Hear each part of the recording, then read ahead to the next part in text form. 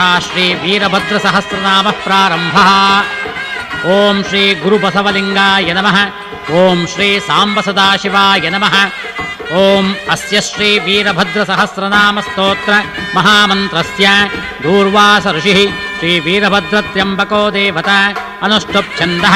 ओं बीजं श्रीं शक्तिः क्रीं कीलकं मम उपात्त समस्तदुरितक्षयद्वारा धर्मार्थकाममोक्ष चतुर्विधफलपुरुषार्थसिद्ध्यर्थे जपे विनियोगः।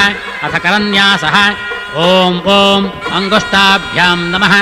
ओं श्रीं तर्जनीभ्यां नमः। ओं ह्रीं मध्यमाभ्यां नमः।